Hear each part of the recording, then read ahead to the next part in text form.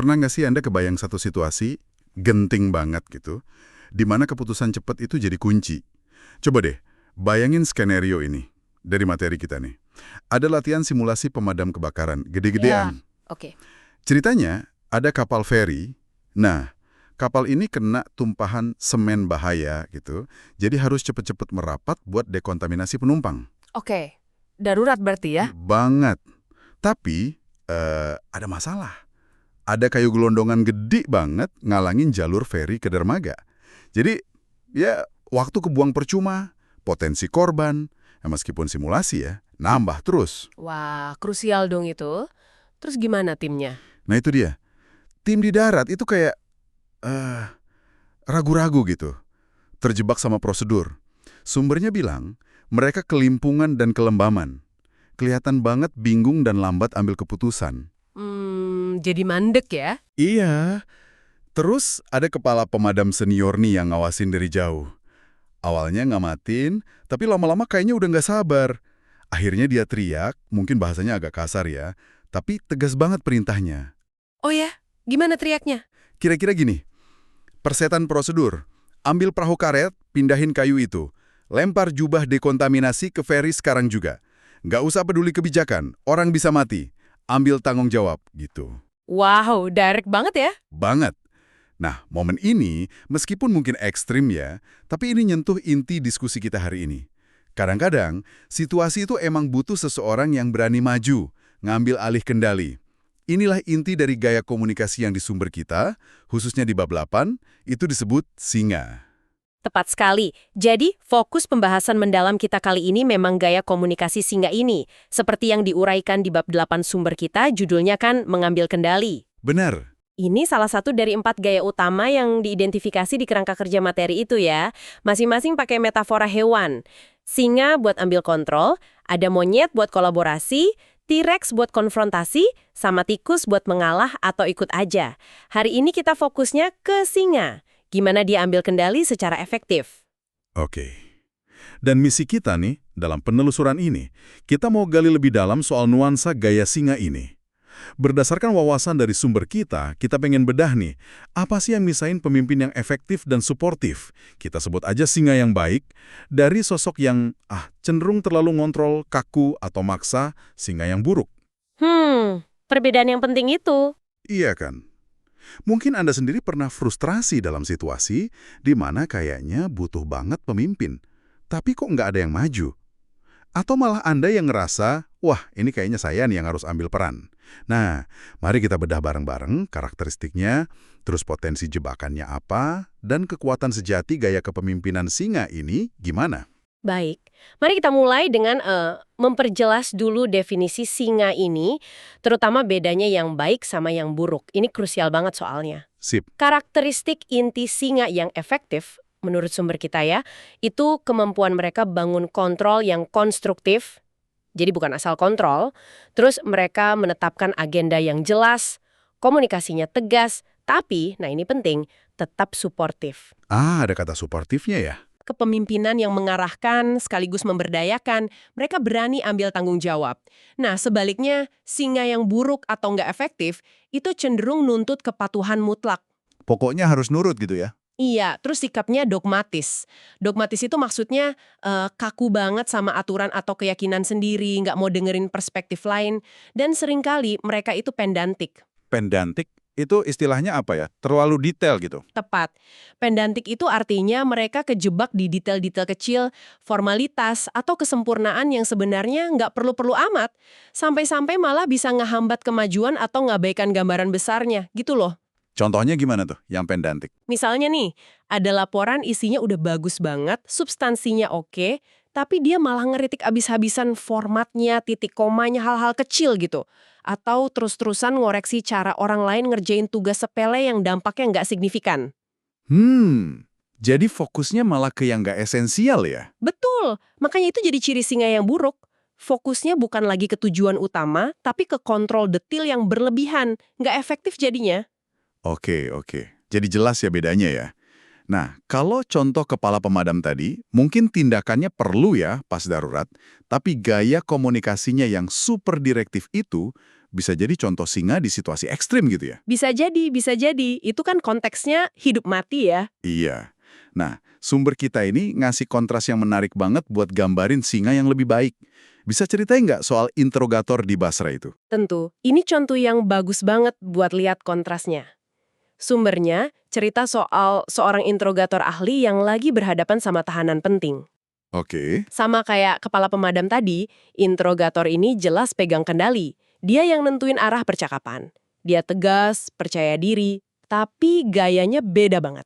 Bedanya di mana? Dia tuh tenang, bicaranya lembut, tapi tetap jelas lugas. Nggak ada ngancem-ngancem atau usaha ngerendahin tahanannya, sama sekali nggak. Oh, menarik. Jadi nggak pakai intimidasi ya? Enggak. Dia mengharapkan informasi, ya jelas itu tujuannya, tapi nggak nuntut pakai paksaan. Yang menarik malah, dia kayak ngasih semacam ruang gitu buat tahanannya.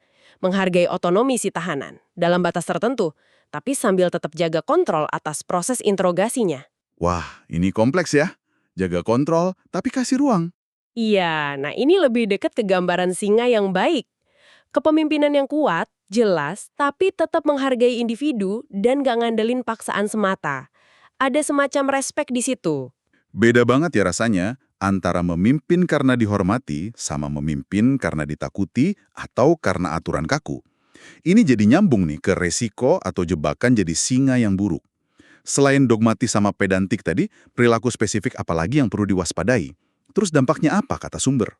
Sumber kita secara khusus nyorot beberapa perilaku negatif lain. Singa yang buruk itu cenderung 1. Nuntutnya berlebihan, 2. Kaku banget nerapin aturan tanpa lihat konteks, dan yang paling sering dibahas nih, micromanaging, pengelolaan mikro. Nah, micromanaging. Ini kayaknya banyak yang relate nih. Sumbernya kasih contoh soal pengasuhan anak ya.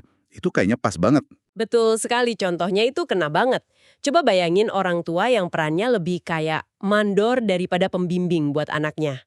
Jadi kayak inspeksi terus gitu ya. Iya, dikit-dikit nanya, udah sikat gigi?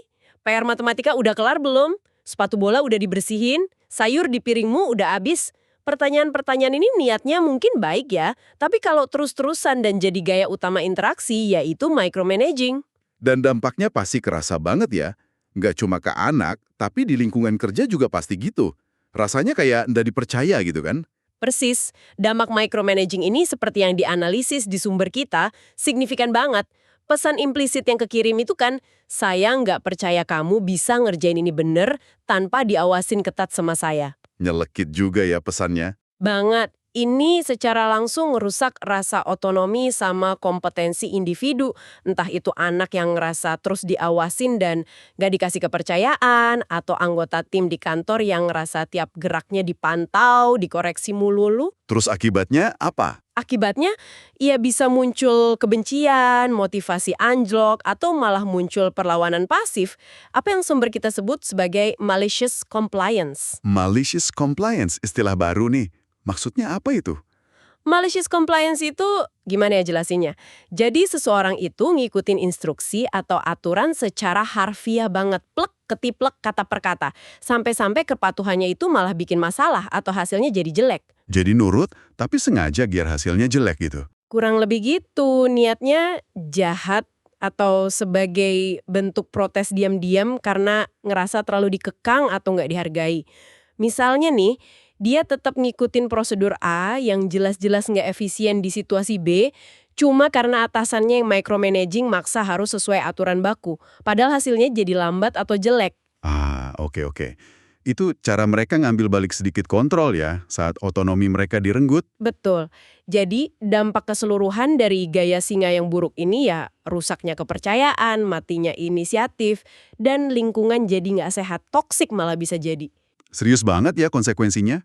Beda jauh sama apa yang sumber gambarkan sebagai kekuatan jadi singa yang baik. Mereka kan juga jelas dan tegas, tapi kuncinya ada di elemen suportif itu tadi.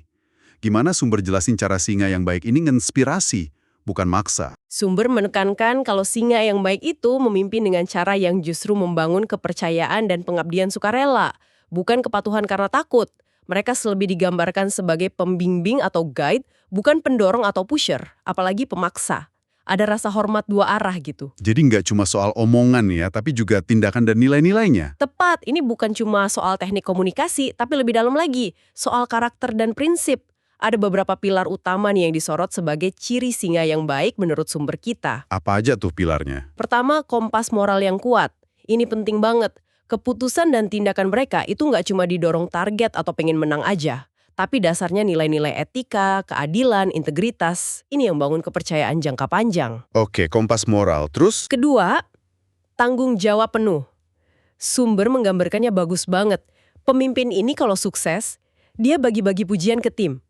Tapi kalau ada salah atau gagal, dia ambil bagian terbesar singa dari tanggung jawab itu. Wah, jadi nggak nyari kambing hitam ya? Sama sekali nggak. Dia nggak nyalahin tim. Ketiga, memberikan pilihan sebisa mungkin. Ini krusial juga. Meskipun dia memimpin dan nentuin arah, singa yang baik itu hargain otonomi pengikutnya. Jadi nggak maksain kehendak gitu? Enggak. Dia malah ciptain kondisi biar orang milih buat ngikutin dia, karena percaya sama visi dan kepemimpinannya. Dan keempat, fokus pada pembinaan pemimpin masa depan. Maksudnya gimana tuh? Dia nggak cuma pengen pengikut yang nurut aja, tapi dia investasi buat pertumbuhan dan pengembangan anggota timnya. Dia pengen timnya jadi lebih baik, bukan cuma jadi alat buat capai tujuan dia. Prinsip-prinsip ini kedengerannya ideal banget ya. Kompas moral, tanggung jawab, kasih pilihan, membina. Kayak resep pemimpin idaman gitu. Tapi sumbernya bahas tantangannya juga nggak? Misalnya, gimana singa yang baik nyimbangin tegasnya dia sama pemberian pilihan itu? Ntar malah kelihatan ragu-ragu lagi kalau kebanyakan ngasih pilihan. Itu pertanyaan bagus banget. Dan ini nyentuh inti dari seni kepemimpinan gaya singa yang efektif. Sumber nggak bilang ini gampang kok. Keseimbangannya emang susah. Nah, kan? Ngasih pilihan itu bukan berarti nyerahin kendali sepenuhnya atau jadi nggak tegas. Lebih ke ngasih otonomi dalam kerangka kerja yang jelas. Oke, otonomi dalam kerangka kerja. Contohnya? Misalnya gini, pemimpin bisa netapin tujuan akhir yang jelas. Sama batasan-batasannya apa aja. Itu kerangkanya. Nah, di dalam situ dia kasih kebebasan ke tim buat tentuin cara terbaik capai tujuan itu. Jadi, tujuannya jelas, itu tegasnya, tapi ada ruang buat kreativitas dan rasa memiliki dari tim, itu pilihan atau otonominya. Jadi jelas arahnya, tapi caranya bisa fleksibel ya? Betul. Tantangannya yaitu nentuin kapan harus kasih arahan spesifik, kapan cukup kasih ruang gerak. Ini butuh pemahaman mendalam soal situasi, soal kapasitas timnya juga. Nggak bisa pukul rata. Menarik banget. Jadi emang bukan sekedar keras atau lunak, tapi soal kecerdasan situasional ya. Kalau kita coba ingat-ingat lagi deh, pemimpin yang benar-benar inspiratif di hidup kita. Kayak yang disinggung sumber juga, kemungkinan besar mereka emang punya kualitas singa yang baik ini ya. Sangat mungkin. Tegas sama prinsip dan tujuan, tapi juga adil, suportif, bikin kita ngerasa dihargai, termotivasi buat kontribusi lebih. Gitu kan biasanya? Iya, sangat mungkin seperti itu. Pemimpin yang ninggalin kesan mendalam itu seringkali ya mereka yang berhasil nyeimbangin antara otoritas sama kemanusiaan. Tegas tapi juga dukung. Dan ini nyambung ke poin penting lain yang ditekankan sumber. Konteks. Konteks ya. Maksudnya? Maksudnya, gaya singa ini, sekuat apapun potensi positifnya, nggak selalu pas dipakai di setiap situasi. Oh, jadi nggak bisa jadi singa terus-terusan gitu? Tepat. Sumber negasin kalau gaya singa itu krusial banget pas situasi emang butuh kepemimpinan terarah. Misalnya pas krisis, proyek kompleks deadline-nya ketat, atau pas ambil keputusan sulit yang butuh satu suara final. Oke, situasi-situasi genting gitu ya. Brainstorming terbuka, kolaborasi setara, atau bangun hubungan tim yang mungkin lebih cocok pakai gaya monyet, yang kooperatif kalau pakai istilah sumber kita, nah itu malah bisa kontraproduktif. Bisa jadi malah nggak jalan ya? Bisa jadi, malah bisa matiin kreativitas, timbulin resistensi, atau ngerusak hubungan. Jadi kunci kepemimpinan efektif, termasuk pakai gaya singa, itu fleksibilitas dan kemampuan baca situasi. Jadi kayak punya banyak alat, terus tahu kapan pakai alat yang mana gitu ya? Persis.